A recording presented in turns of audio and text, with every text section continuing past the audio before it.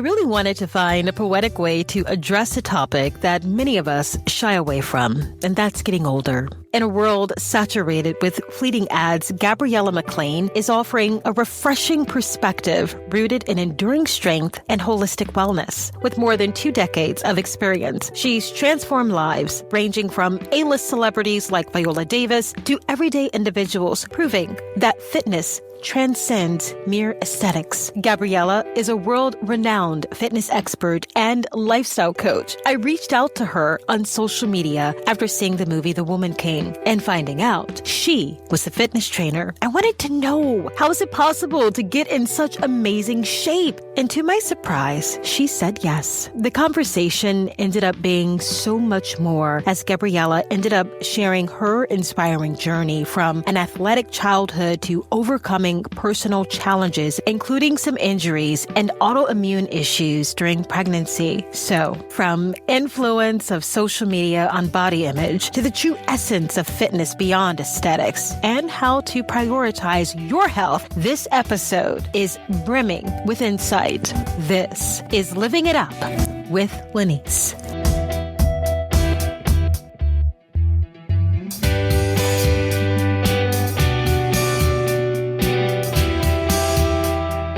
Gabriela, thank you so much for lending your voice to this conversation. Thank you so much for having me. I really appreciate it. So I reached out to you on Instagram. I saw your routine and I thought, wow, what an opportunity to talk about how we can thrive with our fitness at every stage in our lives. And I guess I would like to start with how you got started down this path of fitness. Well, I grew up with a very athletic father. So I always been into sports. I played tennis as a child. Then I actually went to sports school. I did running, like a long distance. I went to sports school. That was my major. Then I started dancing actually, and I started dancing professionally because I got kind of tired of sports and I want to rebel against my dad. And I thought I want to be a dancer, and I became a dancer. I fall in love with dancing. But unfortunately, after when I was like, I think I was like maybe 21, 22, I hurt my hip. I kind of dislocated my hip by dancing. I couldn't pretty much pursue my career in that. And I'm like, oh my God, what I want to do. And I always been into sports. And I actually did my training license and becoming a trainer. And that's how kind of I got into it. And one of the reasons was kind of, I wanted to get myself back. It really threw my whole body off. So it kind of helped me rebuild myself. And I got more and more interested in how body works and how to rebuild it, how muscle works. I actually, right now, I don't have as many issues, but when I was pregnant with my kids, I had a lot of health issues, a lot of muscle issues and joint problems. So it kind of made me look at fitness a little differently, not just the aesthetics. I'm glad you mentioned that, the aesthetics of it all. There seems to be this societal obsession with a toned and slim physique, as if that is the hallmark of fitness. And I guess it just underscores how deeply ingrained superficial aesthetics are in our understanding of health. And that kind of neglects the crucial reality that true well-being goes beyond visual markers. We're forgetting about that we're all unique, we're all different. We all come different shape and sizes, and not necessarily means that the person whose skin is in a good shape. I see it daily basis. I see people who comes and look, lean and small, and they struggle in 5 minutes working out with me. And then I have somebody who may be, a little bit more overweight, but they in a better shape than just someone who's small. So that's not necessarily the kind of indication of someone who's in shape. It's not the way how we look.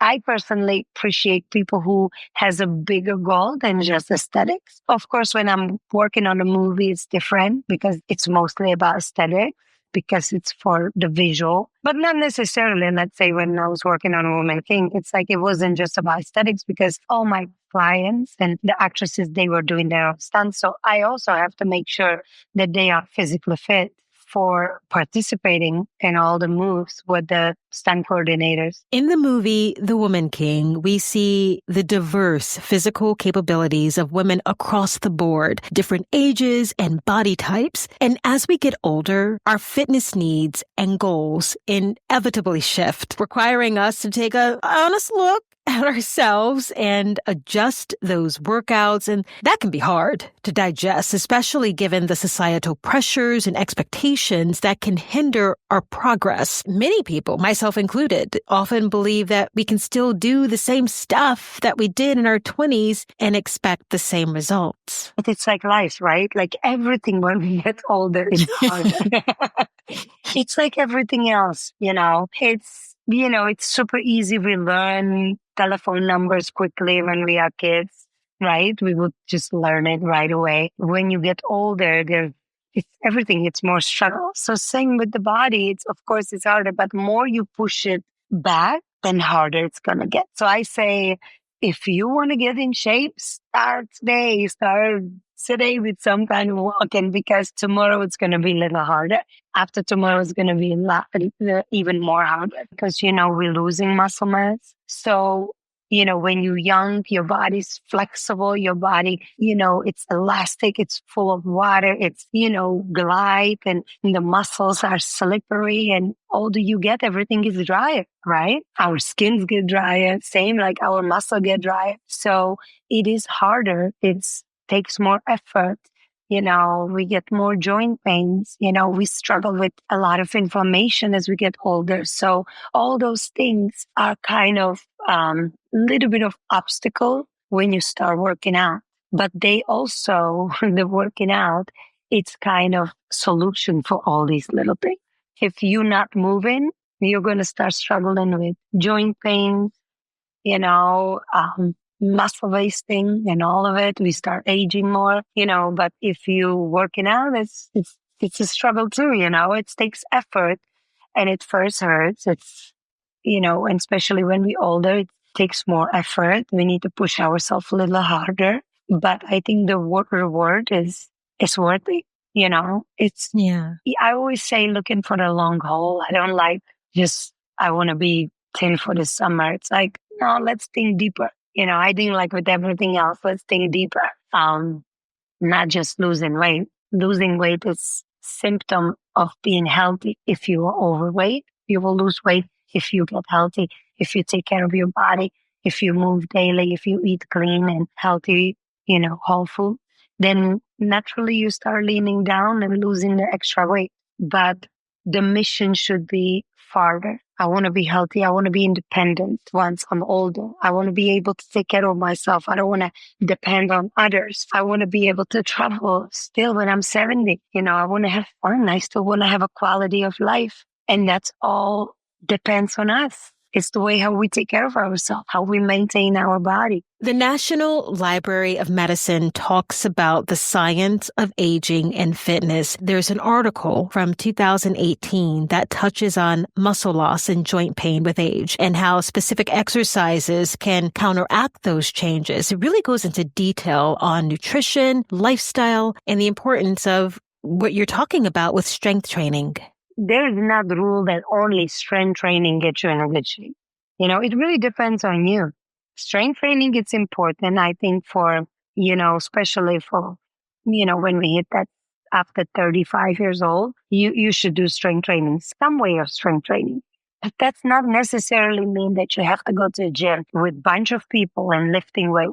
Strength training can be also body weight. You can lift your own body. You can make it resistance, resistant band training, Pilates, when you're lifting your own body. That all could count as a strength training. You just need to have some kind of load, with your muscle getting stressed, right? All that counts. So make it fun. Choose something what you enjoy. If you like to walk every day, go walk. Start with that. Play tennis or go do yoga, but just move, I like that. It's a good message. Just move. I navigate naturally towards running, yoga, and meditation. It's what I'm good at, but it's also how I'm able to find mental peace. Healthy mind, healthy body goes together, right? So if running makes you happy, do it. Do it and start running. Get yourself comfortable. And once you get comfortable and you feel like you're getting in a better shape, it may motivate you that maybe you throw twice a week. You do a little bit, you may lift a little bit of weights, just start lifting a little bit of weights. But you want to start with something you enjoy. Don't start with something which you don't enjoy, unless you have a super good trainer who's going to motivate you and make it fun for you. But if you do it on your own, you need to start with something which you know you can motivate yourself with. But again, like it really depends what's your goal. If you feel like your muscles are wasting and you're older and you feel like, your cheeks are a little sinking or something, yeah, the strength training will help with that. So again, if that's your goal and that's bothering you, then you wanna include it in your fitness routine. But running, it still builds your muscle mass. It does. It's not, I don't like when people go like, stop doing cardio. Cardio is not good for you. Yes, it is. Cardio keep your heart really healthy. Cardio will protect you from, when sometimes get like light, let's say heart attack. If you have a strong heart, your heart will hold you. If you're going to have weak heart, your heart may not hold you. So stress, all that. Heart is the muscle. It needs to be trained as well. So I am a big believer also your body kind of naturally tell you what it needs. If you crave in running, your body probably that's when it thrives, because we're all different. When I was training the Cats for Women King, I did DNA testing on all my clients, and it literally tell me where is their strength. If the strength is in, let's say, more cardio training, how I get her in the best shape. If I add more cardio or more strength training, and it depends which muscle fiber your body kind of stronger in your body. Like, some people have a more slow twitch muscles, right? So that's mean they better for like a long distance running. That's why you see even the body shape is different. Those people are more thinner. They have a longer muscles. They have thinner arms, thinner legs, but the muscles are a little longer. And then you look at sprinters. Sprinters have a bulkier muscles. They shorter muscles. They faster. And even the athletes, you have to have that predisposition for it. If you don't have those muscle fibers, that's not, your strength. So, so your body naturally kind of telling you what it want to do, what is the best for you. So I would listen to your body. And if you enjoy it, because on the end, your mindset, it's very important. If that's what makes you happy, then go and run. And maybe eventually it will motivate you to go and go to gym once in a while. Because on the end, like if you really enjoy running, if you add a little bit of strength training and you add some squats and even just a body weight training, but you work a little bit on your lunges and squats, you're going to be better runner. Then you're going to enjoy running even better. You'll get your core more stronger. You're going to enjoy running even more because now you built your body even better for that run. So if you enjoy running, a little bit of strength training with running is going to make you a better runner. I do want to go back to something you mentioned, DNA testing. The discussion regarding DNA testing is very interesting. There are several companies that offer DNA testing for athletes, and they're all said to be helpful in understanding your genetic predisposition for fitness, nutrition, and recovery, all of which can really help you in optimizing your training and performance. So just looking at some of them in a quick Google search here, you've got Living DNA, 24 Genetics, Self-Decode, and Cross DNA. These are just some of the companies, and I'm not asking you to endorse any of them, but I am curious whether you think it's necessary for everyone to do a DNA test in order to meet their fitness goals, because it can be expensive to find a service. For me, it was kind of easy to find it when it was kind of coincidence through a friend of mine. I don't think it's as easy to find it because I know people look for it. I don't think it's necessary to do it.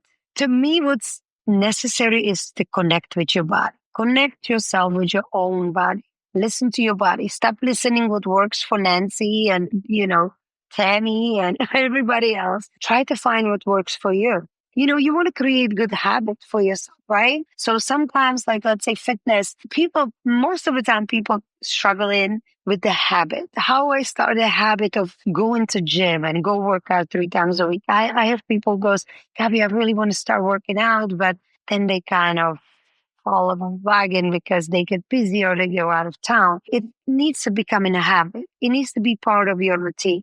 Okay. And for you to be part of a routine, it needs to be a habit. Same like brushing a teeth. It's a habit. For you to create the habit, it needs to be something what you enjoy. So if you following somebody else's program because it works for her, if that's not what you enjoy, it's just a matter of time you're going to fall off because that's not your thing. If you want to get in shape, if you never did strength training, don't just jump with go into a gym where there's a bunch of people who are lifting weights every day and you never lift weight because you're going to go and slowly going to stop going, go a little bit, I'm going to try yoga. I'm going to try Pilates. I'm going to try circuit training. I'm going to go for swimming, something different. But first always starts with something which you enjoy. Unless you have access to personal trainer who can maybe help you. You know what I mean? Well, and especially if their trainer looks like you. I'm just scrolling through your Instagram feed here, and you're obviously very disciplined. I mean, clearly this is your profession, so you're going to make sure that you're in the best shape. I'm curious, because there is a lot of comparison out there. And so people looking at your feed and seeing some of the clients that you've worked with, and they say, wow, I wish I could look like that. How long does it take for one to get there, if that's a fair question? I have to say, this is actually interesting what you're saying, because a lot of people look at me and they say, I'm 46 years old, right? But even before, when I was younger, right now I'm 46 and I feel great. But 10, 15 years ago, I was looking great. I was looking like I'm in amazing shape and I was in major pains daily. And people didn't see it. And even when I start my Instagram, I was still in pain. One of the first videos. And my friends who knows me well, they know I was struggling for a couple of years. The doctors thought that I have MS or lupus, and I have all the symptoms of it. So I would sometimes couldn't get up. I couldn't make the movement of, like a regular movement, just walking. And people would come to me and say, well, for you, it's easy. You never struggle with being overweight. No, I never struggled with being overweight, but I struggled with major pains, joint pains. And I had much more issues than, let's say, somebody who just a little bit overweight. I said, I wish I would just be overweight because that's I can lose. I couldn't lift my own baby. Again, I may look like I'm in a great shape, but sometimes I have days when it's really, it is still struggle. I have joint pains, I have back pains, but I know, and this is my reason why to stay in shape. And that's what my doctors even said. They said, whatever you're doing, don't ever stop doing it. And there are some practical nutrition strategies, like focusing on whole foods. You talk about that a lot. And I kind of want to elaborate on what that means. So we're talking about limiting processed foods and unhealthy fats, increasing fiber intake. That's also important. So more vegetables and fruit should be consumed, and cut back on the sugar. It's depend on you. A lot of autoimmune diseases are triggered by environment, the way how we live, the lifestyle. A lot of people I see, and that's why I kind of feel like I benefit of what happened to me and the struggle what I went through with my own body make me better trainer, because it's not just me who's struggling with inflammation in my body. It's 90% of people in this country struggle with inflammation because the food we're eating, the stress, the lack of sleep, the preservatives in our food, even the healthy food, what we label as a healthy food, it's still garbage, some of it. So I noticed that a lot of people struggle with inflammation, actually. So he told me, he goes, how about this? I feel like you either going to take take control and you're going to make this autoimmune problem just dormant and you're just going to take care of it. Or I'm going to put you on a bunch of medication and eventually it's just going to be full on something. We don't know what it is yet, either MS or lupus is going to come to something and it's going to get clearer in, let's say, 10 years. And I just said, okay, so what can I do? And he goes, you need to, eat clean. He goes, from now on, I don't want you to put anything what has more than 3 ingredients in your mouth. If whatever you read and it has more than 3 ingredients, put it away. If you cannot That's pronounce hard. the ingredients, put it away. But it's not. You have to cook for yourself. So he goes, cook for yourself. Go Google anti-inflammatory diet and start cooking anti-inflammatory diet for yourself. Eat whole food. Make sure you sleep enough, meditate, and start moving. And I said, but for me, it's really hard. I couldn't run. I couldn't walk. And I used to run. I could run for hours, but I couldn't make the movement with my ankle, like a fluent kind of movement, the mechanic of the running. I couldn't get it. And he goes, start.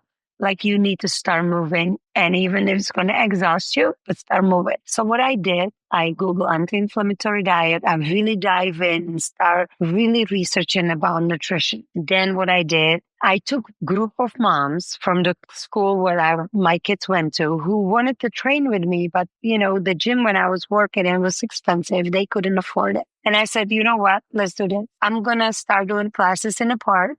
Because I said, if I'm going to stand in front of them, I'm going to have to start moving. I didn't have enough of willpower to do it on my own. I was just defeated. I was slightly depressed. I was tired. My body was hurting. I have a little baby. I was frustrated because I couldn't really enjoy it and take care of her. And I did not have the energy to kind of go on my own and work out. But I knew that if I'm going to put myself there in front of them, then I'm not going to have a choice. Because I don't want to let them down. So it's going to push me. So I just created a group of women and I just told them, just give me whatever. Let's start working out in the park. And we start working out in the park. And little by little, I felt I came home every single time. My legs were shaking because I was on gabapentin and muscle relaxers, nerve relaxers. So I have a lot of damage. I have numbness in my legs. So every time after workout, my legs were shaking. And because I felt like I don't want to let those women down and I didn't want to tell them that I'm hurting. So I just suck it up and just show up every single time. And it's becoming a big thing. I end up having 30 women in a park. And then I open up a studio and I did that and then pandemic hit. And we went back to park from the studio and start training through pandemic in a park. But that's kind of how I get myself back. I just feel like, when you don't have the strength to do it, then you need to find accountable partners who's going to keep you accountable. So for me, putting myself in front of the group of women, it hold me accountable. And that was the only way how I could do it, and it took 3 years, I would say, till I felt like, okay, I'm back to myself. I'm back to that Gabby who moved, to States. And, I felt like I'm getting my energy back. And, and then I start training more privates back. And that's how Viola came in a picture.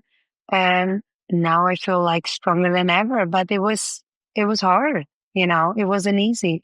And so even though back to that, I look healthy and it looks like, oh, it's easy for her. That's what she's doing for a living. You never know people's stories and you don't know what they're going through.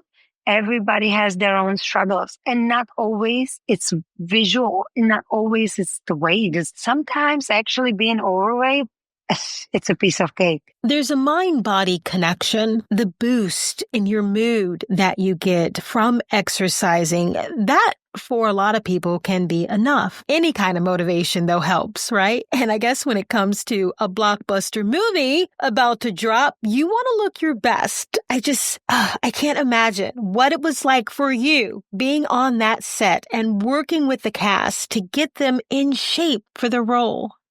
It was amazing experience.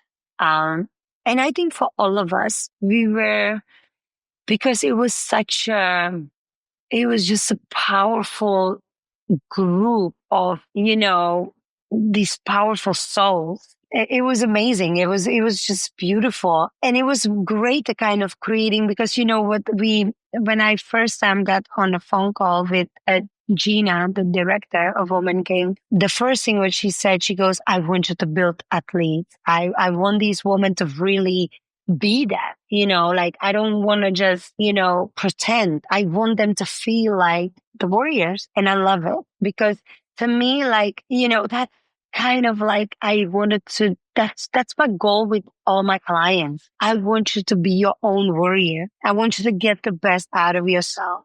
Go with that mission. Like I'm freaking warrior.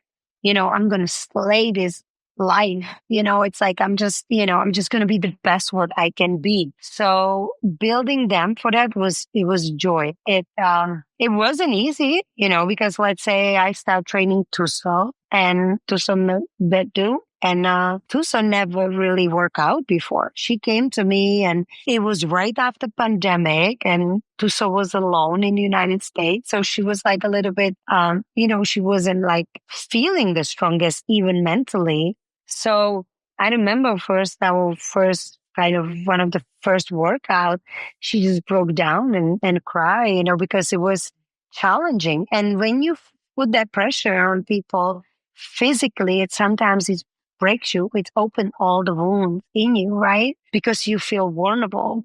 It is a little bit of my job to tap that vulnerability in you because, we want to pass the uncomfortable, because I'm going to push you in the uncomfortable and we're going to stay in that uncomfortable till that uncomfortable becoming a little bit more comfortable. And that's how you get better and better. But unless you tap it, you're never going to pass. That's how we grow, right? Even as a people, like if you want to be a better person, you need to tap in that uncomfortable, learn about yourself, hear some criticisms about yourself. And that's how we grow. So same with the body. If I'm just going to praise you and I'm just going to tap in all your strengths, I'm not going to push you to be better. I push you better when I find your weaknesses.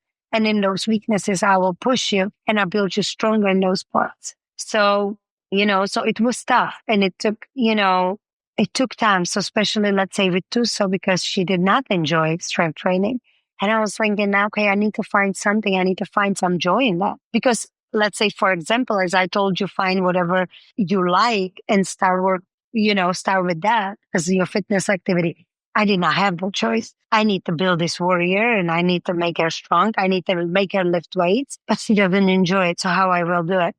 So, but then I find out to love music, to love moving and dancing. So I start creating like little choreographies for her. And I kind of mix the strength in little routines. And we start doing that and we start having so much fun with that. And that's kind of break the ice between us, and we start having a lot of fun. And then she's starting to be stronger. She lost a little bit of weight. She started getting more confident. She started getting stronger. And then I start introducing more and more heavier weights. And then slowly, suddenly there's Tuso who enjoyed strength training, so it was fun. It was fun. And, with Viola's really good with strength, but my goal also was I did not want to just build like this perfect body. I wanted to look authentic. I'm thinking, okay, these women were living in the 17th century. They did not have no LA Fitness or, Equinox and all these tools and drinking protein powder, how the body would look like as a warriors in that time. We wanted to look authentic. These women were defeating man. They were standing up to army of man. You can be small and tiny because it's kind of like how, if you put the heavyweight champion with lightweight champion and both of them training same way, the heavyweight always take down that lightweight. It's just, that's just physics. So same, I'm thinking these women has to build themselves up. They need to be strong. They need to kind of have that little bit of that bulk to defeat these men, to be able to walk for days, run for days. They can be so super lean. You need that little bit of that layer of fat on you as well, so you can survive. So all that came, all that was, there was all these conversations to make it look authentic. I was focusing building their shoulders and trapeze so they look big. So it was fun, because we were really start lifting, and Viola got actually really strong through it. She would be lifting 25 pounds shoulder press. They were so disciplined. They literally listened everything I said. It was joy. And it somehow we really built, Lashana was looking like a beast in few weeks. So it was joy. And I wish that they would show even more like the behind the scenes, like how it looked, let's say, before every scene, because before every scene, I was there with weights and it was literally like makeup, hair, Gabby, okay, and I would come with weights and we would pump the body and camera rolling and we going. Every scene they would lift weights. And it wasn't just kind of like it make difference because it brings the blood in your veins, right? So my goal was to pump the blood in the veins, but also have that feeling of that pumped up body. And and that's a one thing of benefit of strength training. It really builds you up from inside, not just on outside of aesthetics, but in a second when you feel physically strong, you feel mentally strong. That's just how it is. When you start lifting weights and you start feeling strong, you suddenly start feeling even strong in your mind. You start believing yourself more. That's just, to me, that's just, those two things goes together. Gosh, Gabriela, this has been such an informative conversation, and I have so many questions, but we're running out of time. I do want to ask you, though, as we're getting older and we're trying to figure it all out, making sure that we are that timeless warrior, what should we be doing? What would be your message to people listening now? This is my thing. Move every day. Every day there should be some kind of physical activity. Go take a walk, go for a swim, uh, go play some sports, any kind of, or just play with your kids, but move. That's one thing. If you can do strength training, it's great because we are losing muscle mass. So more muscles you build, stronger bones you will build as well. Because, like when the muscles pretty much like get stronger, they pull more harder on the bones. And that's how the bones get stronger. So the osteoporosis and all of it, it's sometimes it's a problem because people losing their muscle mass. So do strength training. It doesn't mean that you have to go to the gym and lift heavy weights. Do squats, do lunges, do step ups. Step up on a chair or a small little step. Start with small step, but step up, lunges, squats, maybe, push-ups on the chair or some kind of elevated bench.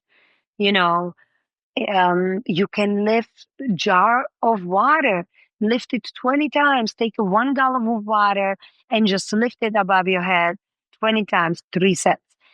It's a simple things which you do, but put a little bit of load on your muscle, which mean either body weight or bring weight or, resistant bands or, yeah. So, and move daily and create some kind of routines. Do 30 minutes, start with 30 minutes, 3 times a week. That's it. And then maybe make it 1 hour.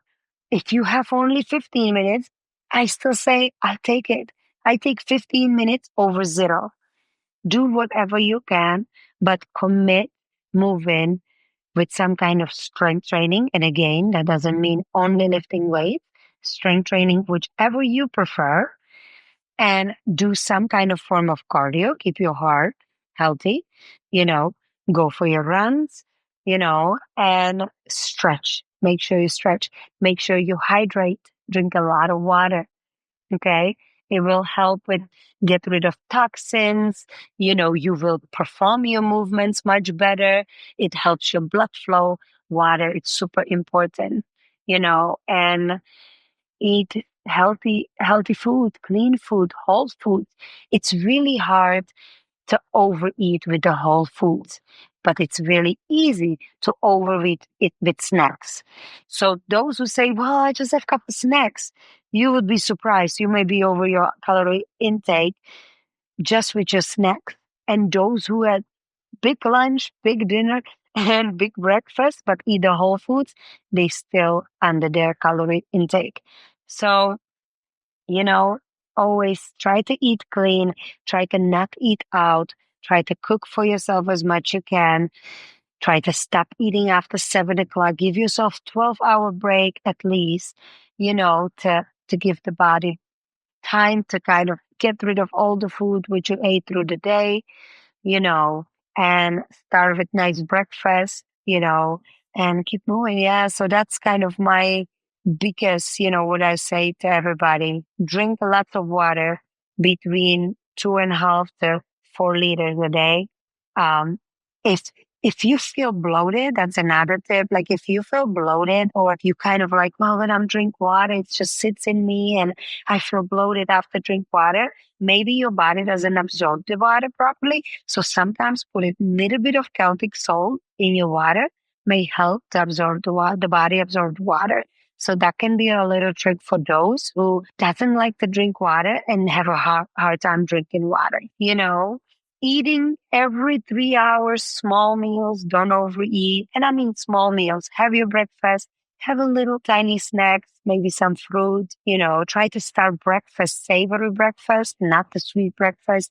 Don't start with the sugars. Don't drink your calories if you can. That's my tip. Smoothies are, when you blend fruit, let's say banana, it definitely much more spike your blood sugar than when you eat banana.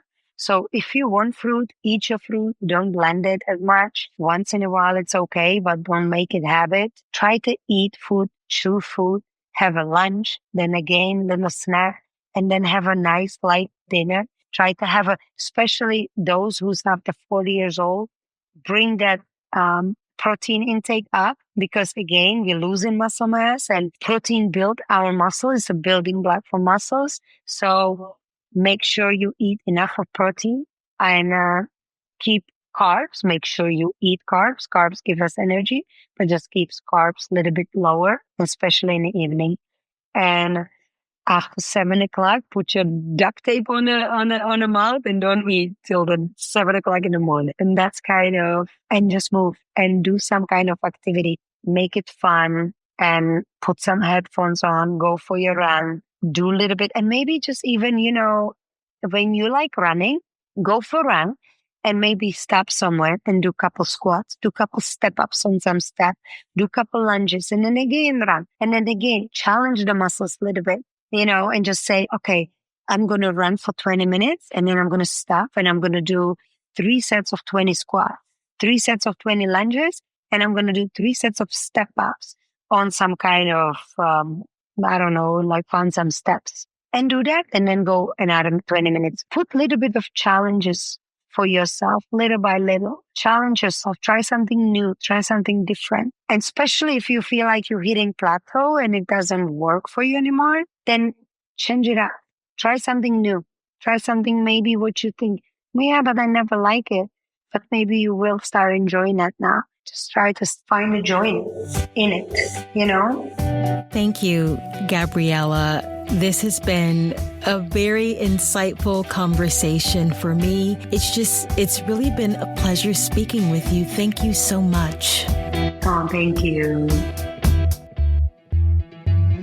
Living It Up with Lenise has been a production of the Fox 10 podcast and myself, Lenise Ligon, with the music provided by Kendall Faust. A special thanks to Gabriela for sharing her expertise. Check her out on social media. She posts regularly, and you might find something in her workouts that speaks to you. I hope you have found this episode helpful and that no matter where you are on your fitness journey, you are enjoying the ride. Thank you for listening. Review this podcast and share it with someone you know if you think it could help them as well. Until next time.